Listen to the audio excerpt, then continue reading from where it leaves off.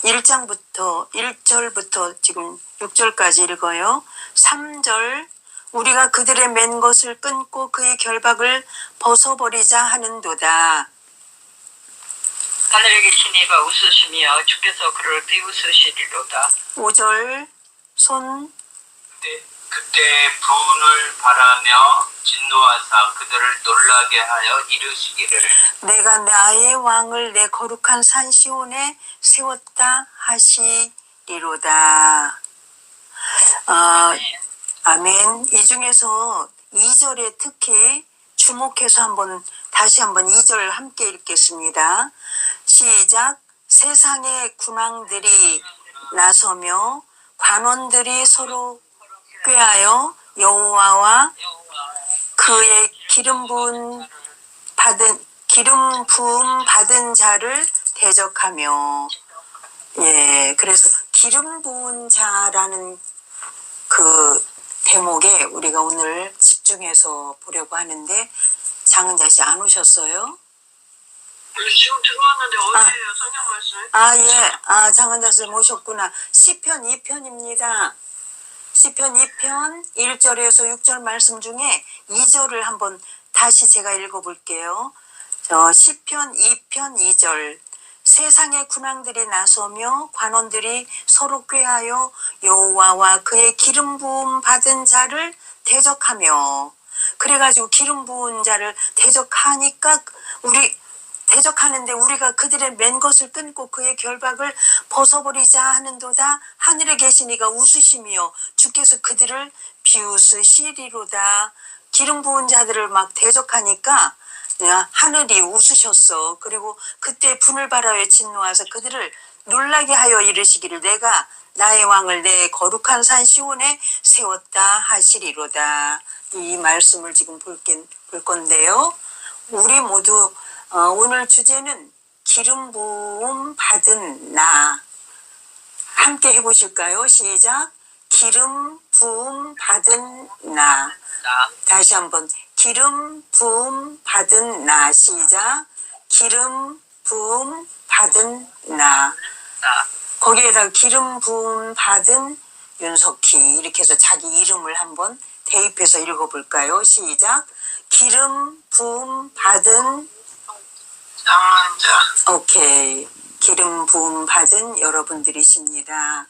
그래서 오늘은 우리가 기름 부음 받은 나다라는 것만 확실히 오늘 시간에 우리가 이 마음판에다 새기면 오늘 말씀은 더 이상 하지 않아도 될 텐데요. 우리는 하나님의 어린 양이잖아요. 제가 단톡방에 양의 그림을 보내드렸는데 보셨나요? 양 그림을 한번 지금 보실 수 있지요? 봤어요. 보셨죠? 근데 그 양이 어떻게 생겼냐면은 양은 1년에 한 번씩 털을 갈아줘야 되는데 털을 5년간 안 깎은 양의 모습이 어마무시하게 막 거인처럼 커졌잖아요. 그런데 이 양도 기름을 부은다는 거예요. 양은 우리들에게 그 고대 중동에서 중요한 양식과 그 젖을 주니까, 그리고 고기로도 먹지만 털을 또 깎아서 추운 그 막 밤이면 싸늘하게 식어지는 그 열대 그 사막 지역에 완전 막 오들오들 떨 만큼 그 기온차가 엄청난 곳에 이불로도 또는 뭐 코트로도 이렇게 우리로 말하면 긴 코트처럼 막 여미고 다니다가 그걸 덮고 저녁에는 자고, 이 사람들 베두인들이 왜 이렇게 막 유목 생활할 때 그렇게 하잖아요.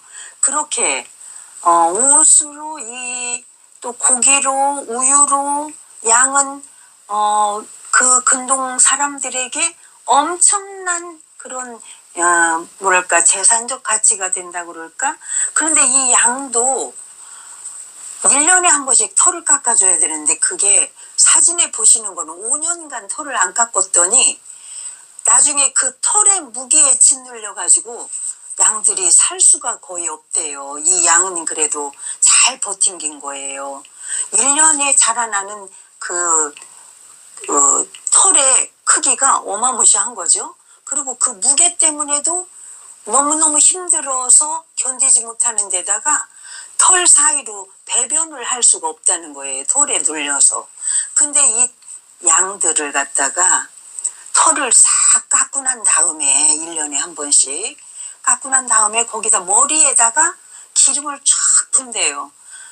기름 부은 양이야. 기름 부음 받은 양인데 그러면 이 양이 막 고개를 흔들면서 그 기름 자기 눈 얼굴로 막 들어가고 입으로도 들어가는 기름을 쫙 그 위에서부터 흘러내리는 기름을 몸에다가 막 발라서 문대서 자기 눈을 비비는 것처럼 막 여기저기다 묻다 보면은 온 몸에 기름이 다 묻는다는 거예요. 그러면 그것이 하나의 뭐랄까 면역 어떤 약의 어떤 역할을 해가지고 그 1년 동안 거기서 털이 나도 다 피부병이 안 걸리도록 얘가 전부 자가 면역이 된다는 건데 이렇게 깎아주지 않은 5년간 그렇게 있었던 그 양 털을 깎았더니 35kg가 나왔고 나중에 보니까 털 깎은 양은 아주 딴 양이 돼버렸잖아요. 이렇게 양도 기름 부음을 받아서 얘는 이제 그 피부를 관리해주는 건강을 유지해주는 그런 어떤 역할로 그렇게 기름 부음을 받았는데 우리도 그것이 영적으로 우리는 하나님의 어린 양이잖아요. 우리도 기름 부음을 받아야 된다. 근데 그래서 예전에 이제 히브리어로 메시아라는 단어가 기름 부음이라는 뜻이고 그리스도라는 뜻도 그건 헬라어인데요. 이것도 기름 부음 받은 자라는 뜻입니다. 그러니까 히브리어로 메시아, 헬라어로 그리스도가 모두 기름 부음 받은 자라는 뜻이고 시편 133편 2절에 보면 머리에 있는 보배로운 기름이 수염 곧 아론의 수염에 흘러서 그의 옷깃까지 내림 같고 이렇게 그 보배로운 기름이 이렇게 아론의 수염에 흘러서 이 기름 부음 받았다라는 거는 그 예전에 예수님이 오시기 전에는 어떤 형식적인 기름 부음이었다면 예수 그리스도가 나오신 그 다음부터는 우리가 영적으로 기름 부음 받은 그러한 시대가 됐지요. 그래서 우리 사람도 보면은 기름 부음이 없는 자는 꼭 배꼽이 덜 떨어진 자, 칠뜨기 또 처녀 총각들이 보면은 옛날에 우리 풍속에도 보면은 사무간대를 다 입고 혼례를 치러서 여자는 쪽을 짓고 남자는 상투로 막 들어 올리고 해야 이게 어른인 것처럼 이게 기름 부음을 받지 못한 양은 양으로서의 역할을 못하고 죽어버린다. 피부병에 걸리든지 아니면 아까 얘기한 대로 털을 깎아서 기름 부음을 받아야 되는데 그렇지 않았을 때 그게 제대로 양의 역할을 못하는 것처럼 사람도 정말 결혼을 해서 머리를 올리고 쪽을 짚고 여자는 그렇게 하고 남자가 장가를 못 가면 계속 댕기머리를 이 머리를 이렇게 따고 다녔잖아요. 남자도 이렇게 해서 기름 부음 받지 못하는 사람은 이것은 정말 하나님 앞에서는 제대로 사람 불씨를 한다고 볼 수가 없다는 거지요. 그리고 방패, 기름 부음 받은 방패도 마찬가지예요. 고대 시대에 전쟁에 나갈 때는 창을 들고 방패를 딱 해서 자기를 방어하는 무기로 필수 무기로 가지고 갔는데 이 방패가 뭘로 만들었냐면 동물의 가죽으로 만들었죠. 그래서 이거를 몇 년간 쓰다 보면은 그러고서 무기고에다 이렇게 보관하고 있으면 재사용하려고 볼 때 이 방패가 막 너덜너덜하니 이게 거의 다 낡아가지고 이렇게 푹 손으로만 눌러도 들어갈 만큼 되는데 가끔 기름을 얘들을 발라야 된다는 거죠. 방패에다가. 그래야 화살이 뚫지를 못한다. 그래서 이사야 21장 5절에도 그들이 식탁을 베풀고 파수꾼을 세우고 먹고 마시도다. 너희 고관들아 일어나 방패의 기름을 바를지어다. 이 방패의 기름을 바른다는 것은 빨리 전쟁 준비를 하고 뛰쳐나가서 이 악의 무리를 쳐붓을 준비를 해라라는 그러한 영적인 그 교훈이지요. 지금부터 전쟁에 나갈 테니까 준비하라라는 뜻이죠. 그래서 사무엘하 1장 21절에도 길보아 산들아 너희 위에 이슬과 비가 내리지 아니하며 재물 낼 밭도 없을지어다. 거기서 두 용사의 방패가 버림받음이니라. 이 방패를 굉장히 목숨처럼 소중하게 생각했잖아요. 그때 사무엘 하에 길보아 전투에서 사울과 요나단이 죽었던 곳이잖아요. 거기가 그때 방패가 기름 부음을 받지 아니함 같다 이렇게 얘기를 했는데 바로 그 전쟁에서 사울왕과 그의 아들 요나단이 전사했던 그 소식을 듣고 다윗이 아주 굉장히 그 코믹하게 어찌 보면 레토릭 아닌 그 조크라고 할 수가 있을 만한 그 비유법을 재미있게 이렇게 해놨는데 기름 부음을 받지 아니한 방패다.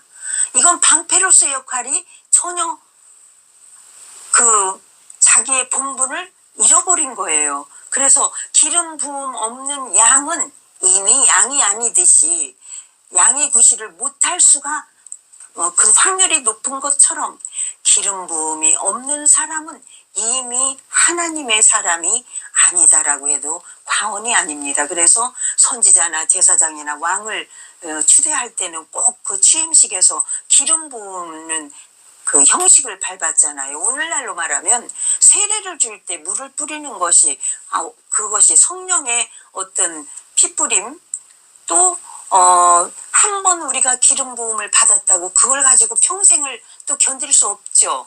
때때로 우리가 성만찬식을 하면서 주님의 떡과 주님의 피를 우리가 생각하면서 다시 내 안에 성령의 어떤 그 결단의 시간과 그런 것들을 그 성령의 임재를 다시 한번 경험하고 마음을 추스리면서 그 기름 부으는 그 뭐랄까 마음의 기름 부음을 다시 한번 재정비해 가는 것이 때때로 절기별로 우리가 성만찬식에 아주 경건한 마음으로 참여하는 것이 그런 거라고 생각이 듭니다. 그래서 우리는 모두 기름 부음 받은 자입니다.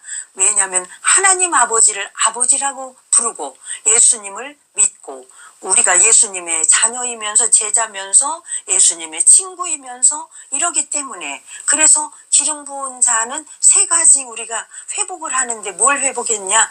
하나님의 형상을 회복했고 그래서 아담 하와 이후에 버려졌던 그 하나님의 형상을 그 순종의 모습, 거룩의 모습, 사랑의 모습, 용서의 모습, 화목의 모습 이러한 형상, 하나님의 형상을 우리가 기름 부음으로 우리가 회복을 했고 또 하나님과 우리와의 관계 창조주 하나님이 우리의 아버지고 우리의 친구고 우리의 또 보호자고 우리의 산성이시고 우리의 피할 바위시고 이 모든 고백이 하나님과 우리와의 그 관계성이 회복이 됐고 또 나아가서 그럼 나는 하나님의 자녀고 하나님의 아들이니까 난 기름 부음 받았으니까 난 됐어. 여기서 그치면 안 되죠. 죽기까지 충성해야 되는데 하나님이 우리에게 이 세상에 보내신 사명이 뭐냐? 그 사명 나는 뭘 하면서 살아야 되냐? 어디에 우리의 가치관을 두고 우리의 에너지와 시간을 쓸 것이냐? 우리 지금 4사람이 지금 예배를 드리고 있는데 안 죽을 사람 없잖아요. 저같이 나이가 지금 이제 중학생을 넘었다고 했잖아요. 이런 사람은 이제 뭐 멀지 않았죠. 하루가 여삼추예요. 하루 가는 게 너무 소중해요. 그래서 그 제가 요양보호사 공부를 하고 있는데 거기서 그 사람들하고도 지금 옆에 있는 사람에게 내가 최선을 다해서 친절해야 되겠다. 이 사람들을 섬겨야 되겠다. 이 사람들에게 내가 도움이 돼야 되겠다 해서 할 수 있는 일 없으니까 막 막 조금 시간 일찍 가면 막 그 책상을 제가 그 걸레로 막 닦아주기도 하고 표도 하나도 안 나요. 아무도 안 볼 때. 이런 것들이 내 마음으로 기름 부음 받은 자는 뭔가 달라. 이 사람들이 알든 모르든 뭐 눈치를 채든 안 채든 그냥 내가 하고 싶어서 이런 것들을 우리가 실천해 가야 되는 게 아니냐. 그래서 우리는 세상은 우리가 기름 부음 받은 자임을 알아주지 않아요. 뭐 네가 뭔데.